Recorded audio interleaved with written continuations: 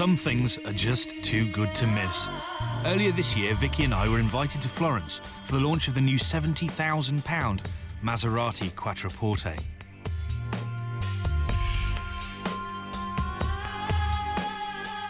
It's a four-door saloon, which, according to company boss Luca de Montezemolo, is not just one car, but two. A luxury limo for the week and a sports car for the weekend. Sounds interesting. So, Victoria, darling, what do we actually think to the looks of the thing? I think it is beautiful, really stunning, classy, just lovely. I'm agreeing with you totally here. Makes you wonder where all the other big executives lost their passion and why we all just went, yeah, all right then. I mean, when it comes up behind you on the motorway, this great big sucking chrome mouth just comes bearing down on you. It makes you flinch and want to move out of the way. Absolutely. I really like these little details here, these triple vents and the lovely alloy wheels. And I don't know whether you've seen this, but it's the most beautiful rear door I've ever seen. It's just so beautifully designed. No, come back here. I've got something else to show you. I mean, the rump's probably not its best angle because those lights are a bit heavy-handed, but It's got the Maserati quad tailpipes, a real trademark, really powerful thing. And actually, having Maserati on your bonnet is actually quite cool. So we both think that the Quattroporte is truly gorgeous.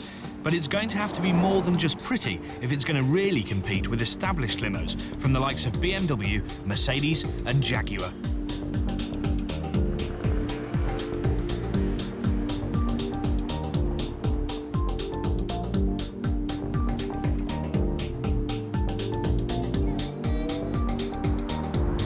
Inside, the Quattroporte feels like a proper old Italian sports car. It's got that leather smell that you catch in your nostrils, and this beautiful deep wood just looks ace.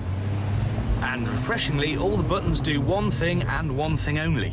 If I want to switch the traction control off, I simply press one button.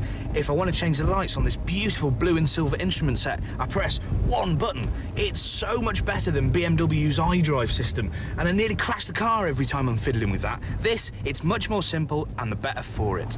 So in the front, it's a refreshingly nice place to spend time. What's it like in the back, Victoria?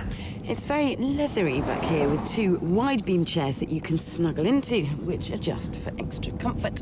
Pull down the armrest and you not only get two cup holders, but also you get control of the front passenger seat, which you can slide forward if you need a bit more legroom.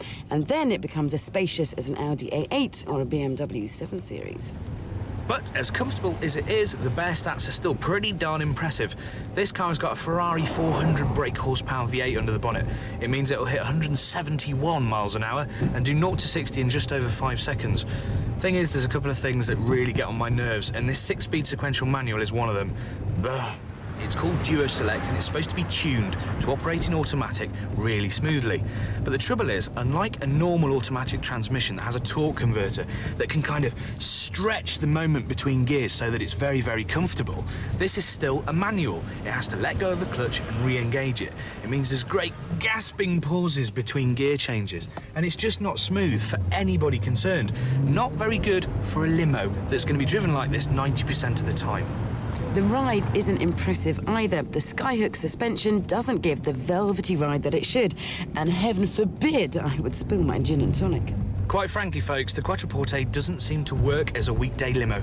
It's time to get out of town and see if it's much cop as a sports car.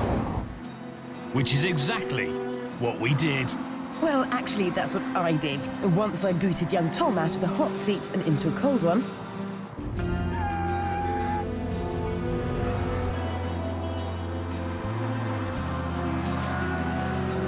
The sport mode, turn the traction control off and the car immediately sharpens up.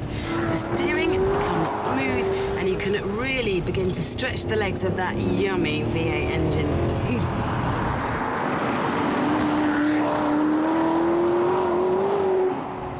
In manual mode, the gear changes are now fast and smooth, but I would love a gear stick and a clutch instead of these paddles. I would also like beefier brakes because this car may be fast, but it's also very heavy. That said, the Quattroporte certainly feels more competent out of the urban sprawl than in it. So much so that it would be rude for me not to play with it a little while longer. Whenever you're ready, Vicky. Whenever you're ready. Sorry, Tom.